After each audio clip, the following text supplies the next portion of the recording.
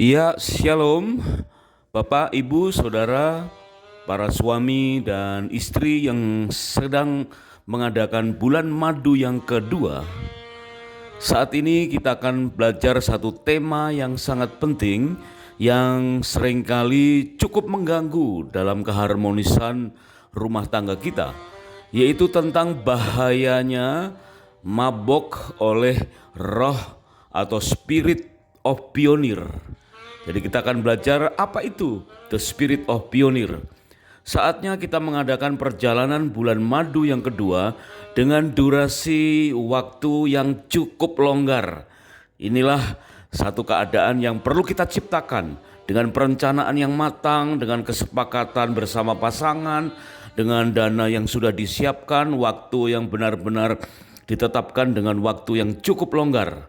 Manfaatkan waktu-waktu yang ada untuk berbincang-bincang berdua dengan pasangan. Betapa indahnya jika benar-benar hanya berdua saja. Inilah manfaat dan tujuan dari bulan madu kedua, yaitu bagaimana kita bisa berdua saja.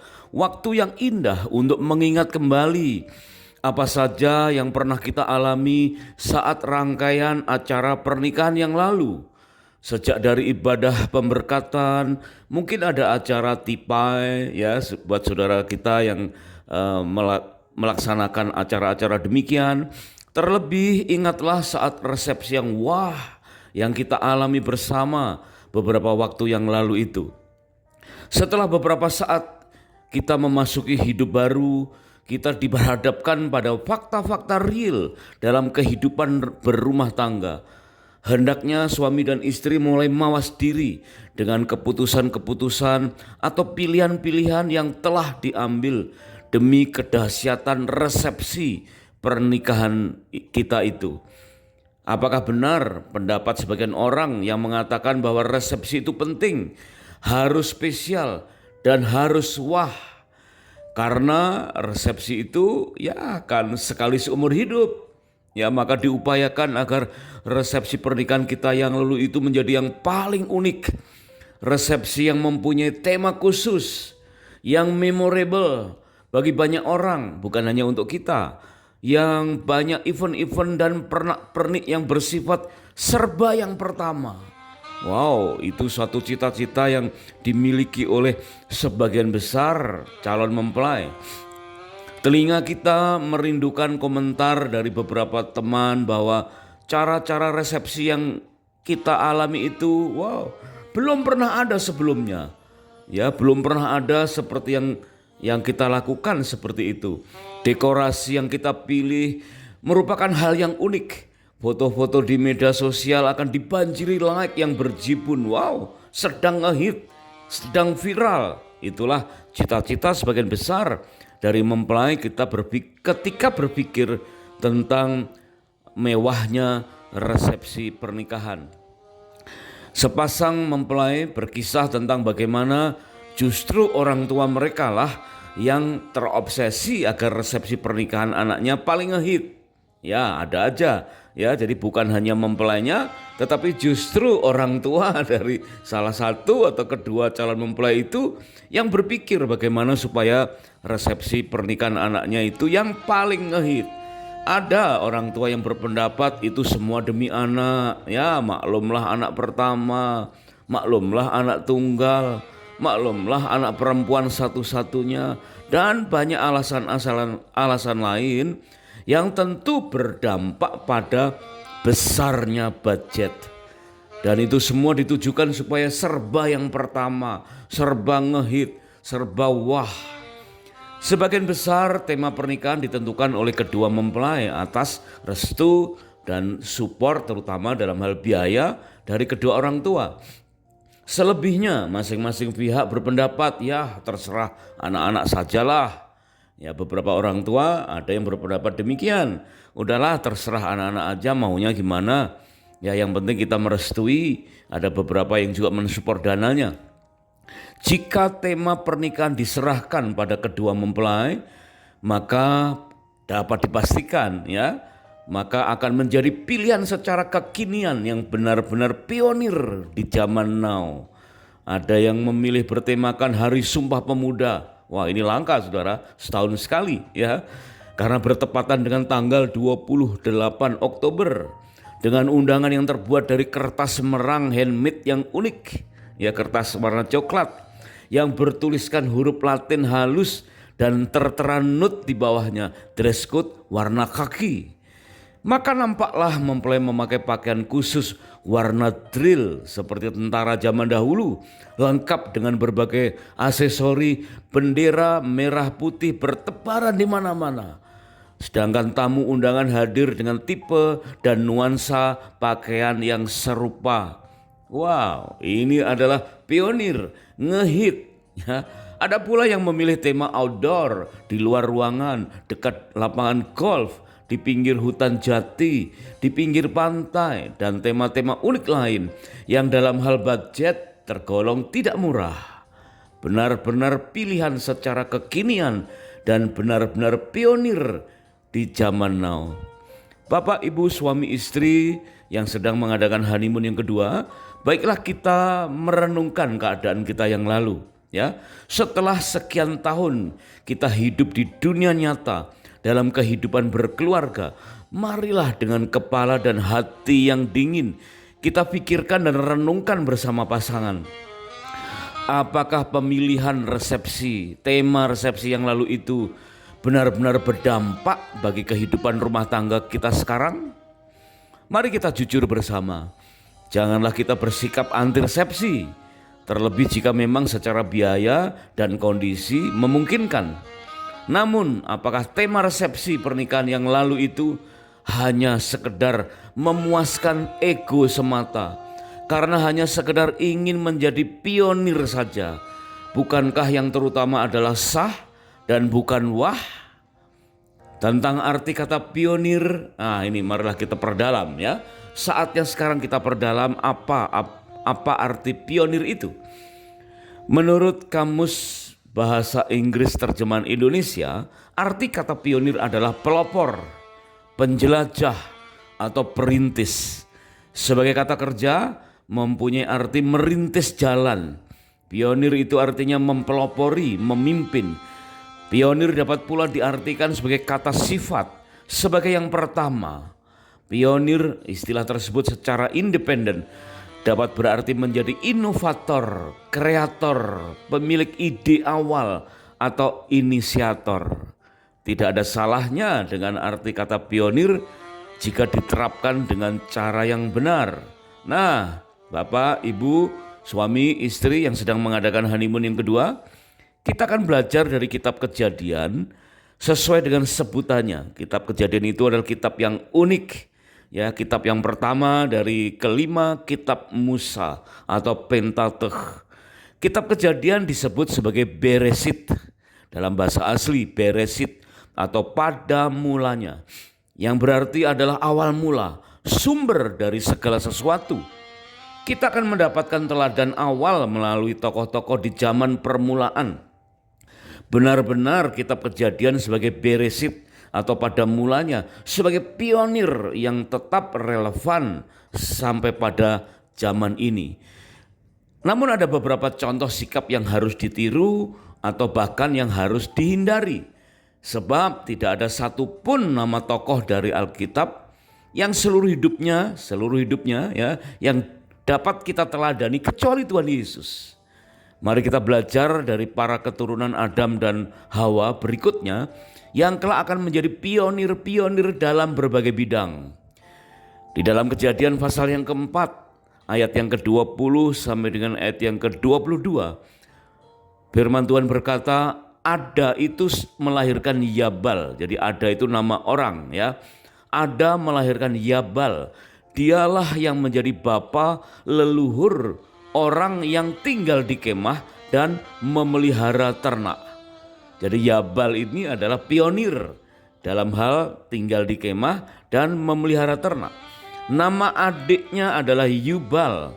Dialah yang menjadi bapa leluhur semua orang yang memainkan kecapi dan suling. Sila juga melahirkan anak namanya Tubal Kain yang disebut sebagai bapa leluhur segala tukang tembaga dan tukang besi.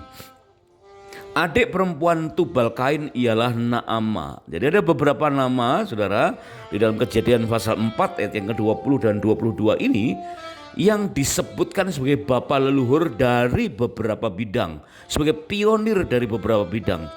Di antara mereka ada yang disebut sebagai bapa dari orang yang diam dalam kemah dan memelihara ternak, bapa semua orang yang memainkan kecapi dan suling, atau bapa semua tukang tembaga dan tukang besi. Sebutan bapa mengacu pada kepeloporan, kepakaran, menjadi pakar atau paling ahli, sebagai pemula atau pemilik ide awal, perintis, sebagai contoh atau teladan dalam bidang-bidang tersebut. Di zaman sekarang ini, mungkin Yabal bukan lagi hanya sekedar sebagai tukang tenda atau ahli kemah dan ahli dalam memelihara ternak. Tetapi mungkin saja Yabal itu bisa kita kenal sebagai pengusaha properti, mungkin salah satu konglomerat, ya, pengusaha properti, merangkap konglomerasi di bidang agrobisnis. Ya, ada peternakan, ada perkebunan dan lain-lain. Boleh jadi Yabal akan mempunyai banyak sekali tim arsitek, staf marketing, marketing ruko, marketing mall, kawasan pemukiman, atau bahkan kota mandiri. Wow, coba kita renungkan kepakaran tokoh-tokoh tersebut, termasuk famili Yabal yang lain, yaitu Yubal dan Tubal Kain. Adik Yabal yang bernama Yubal, dialah yang menjadi bapa semua orang yang memainkan kecapi dan suling. Bagaimana Yubal dapat menjadi penemu alat musik dan pelopor dalam memainkan irama-irama merdu. Wow, kelak kita akan mengenal bagaimana dari satu alat musik saja, yaitu kecapi, Daud sanggup menghadirkan hadirat Tuhan sehingga mampu mengusir roh jahat yang menguasai Raja Saul. Kecapi dan suling atau seruling yang akhirnya kita ketahui sebagai cikal bakal alat-alat musik modern yang kita kenal selama ini. Violin dan alat musik lain membuat dunia dan hidup kita lebih menyenangkan. Dari dua alat musik yang disebutkan dalam kitab Kejadian pasal 4 tadi, berkembanglah menjadi ratusan piece, berbagai varian alat musik yang kita kenal saat ini telah bergabung dalam sebuah orkestra. Ya, bagaimana André Rieu, seorang musician, seorang dirijen dari sebuah orkestra yang terkenal dengan irama-irama klasik, berkeliling dunia mengadakan konser-konser yang besar. Itu cikal bakalnya dari Kejadian pasal yang keempat.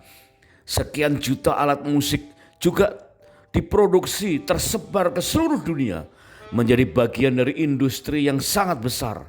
Sekian juta alat musik di seantero dunia ini yang menghuni ruang-ruang sakral gereja sanggup menghantar jutaan jiwa untuk merasakan hadirat Tuhan. Semua manusia di dunia ini yang berjumlah lebih dari 8 miliar telah menikmati kegembiraan dengan alat musik tanpa mengetahui siapa itu Yubal sebagai pionir penemunya.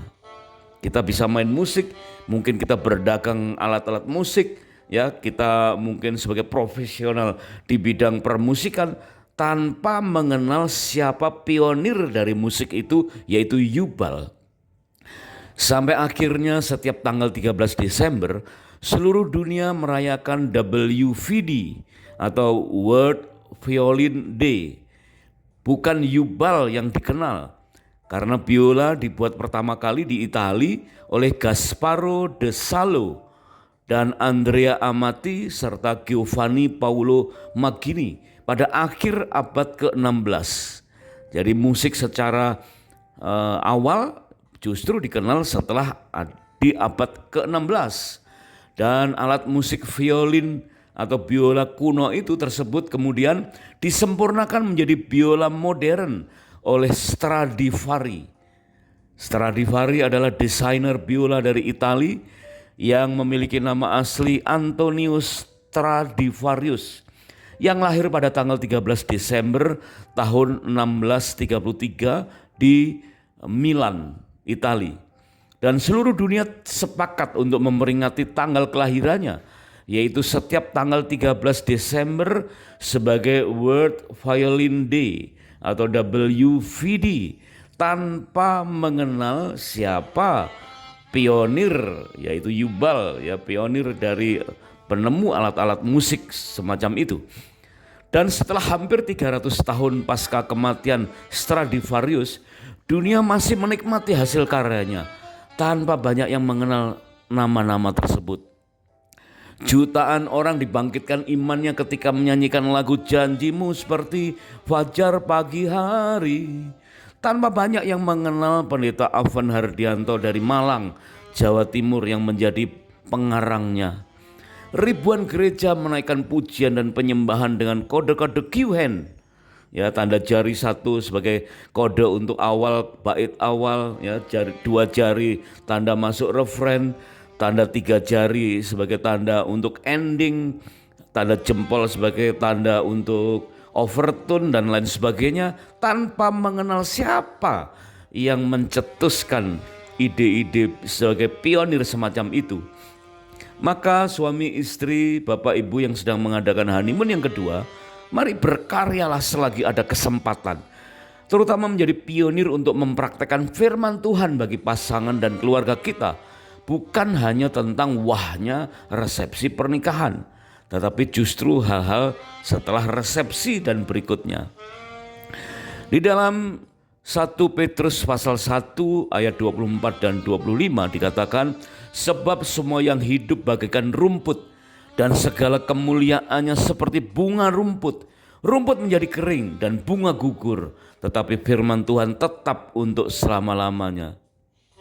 Jadi selain itu ada Tubal Kain yang disebut juga sebagai bapa semua tukang tembaga dan tukang besi.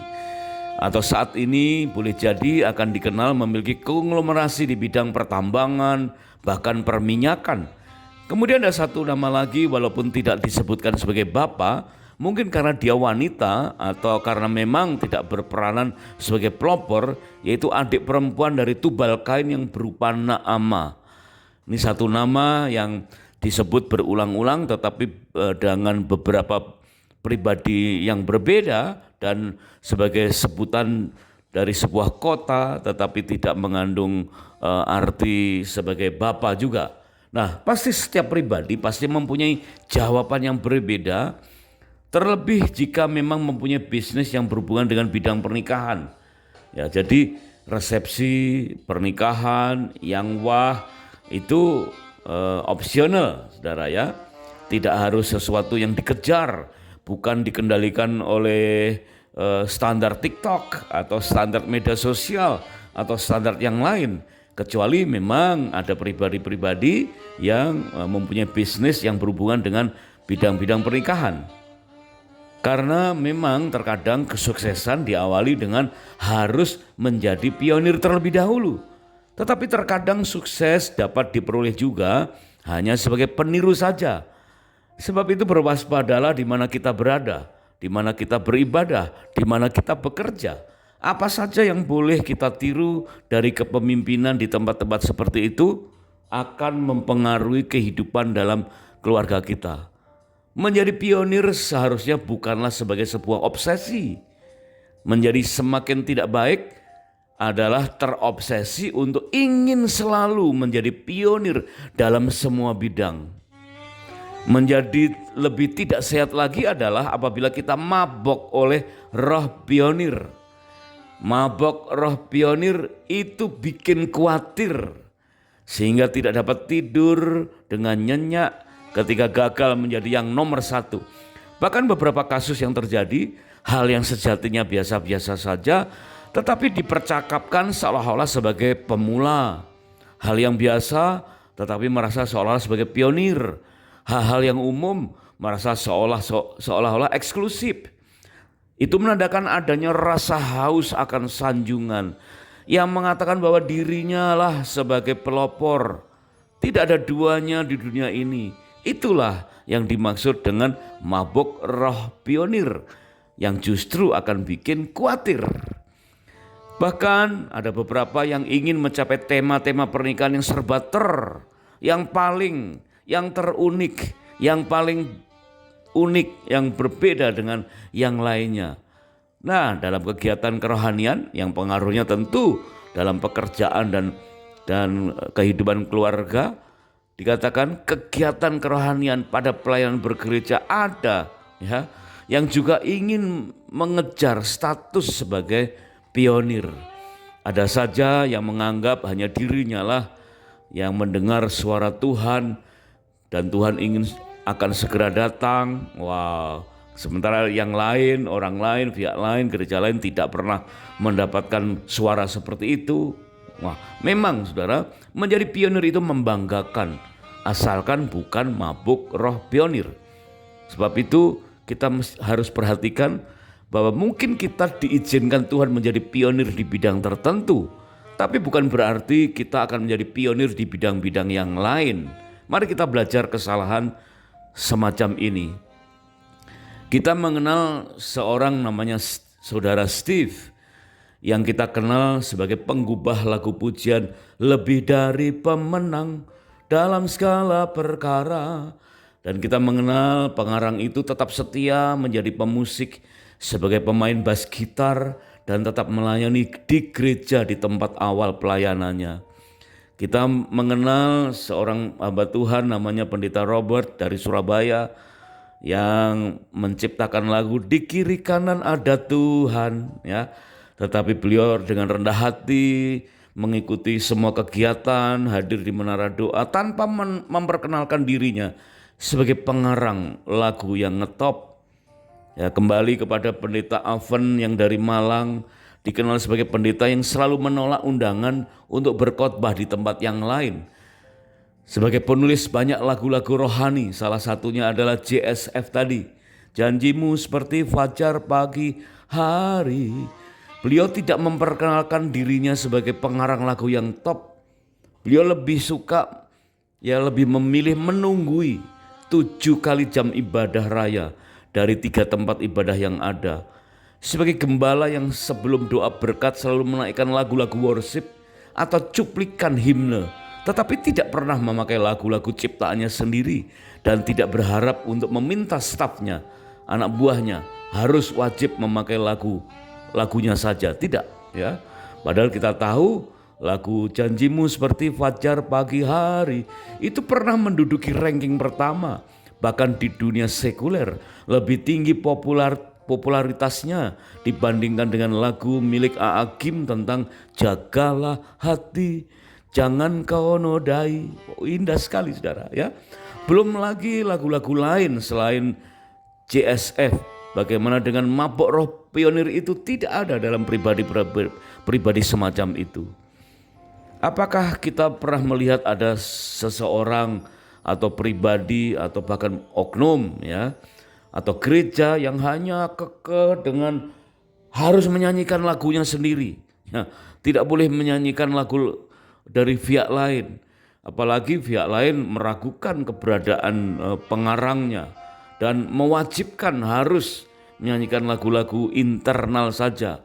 Ya, boleh-boleh saja, mungkin karena mereka sangat menghargai hikmat Tuhan yang diberikan kepada internal mereka untuk mengubah beberapa lagu rohani.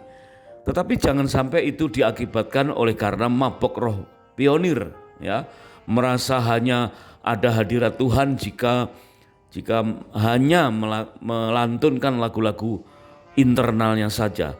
Itulah dikatakan tanda-tanda mabok roh pionir yang akhirnya saudara malah bikin khawatir, ya. Jangan-jangan nanti banyak orang terpikat ke pihak lain dan seterusnya. Suami istri yang sedang mengadakan honeymoon yang kedua, mari kita renungkan ini. Benarlah bahwa honeymoon kedua adalah sarana untuk merenungkan semuanya ini. Jika kita telah menyaksikan kesalahan-kesalahan semacam tadi, mari kita belajar dari kesalahan. Beberapa pihak sering mengatakan bahwa ingatan manusia itu pendek, rata-rata cepat lupa, ya, terutama tentang hal-hal yang tidak langsung berhubungan dengan dirinya. Maka mari kita ingat kembali masa menjelang dan selama pandemi COVID-19 yang lalu. Sekian banyak keluarga telah disuguhi oleh berbagai menu YouTube, media sosial yang saling bertikai, bergunjing antara interdenominasi berbagai gereja melalui berbagai sarana. Gereja satu mencela gereja yang lain, pendeta satu mencela pendeta yang lain, dan di sekitar kita pun terjadi saling cela-mencela. Bahkan dalam rumah tangga pun suami mencela istri, istri mencela suami karena saking kelamaan terus berjumpa dalam situasi pandemi, maka mudah sekali meletup ya nuansa-nuansa emosi yang tidak membangun.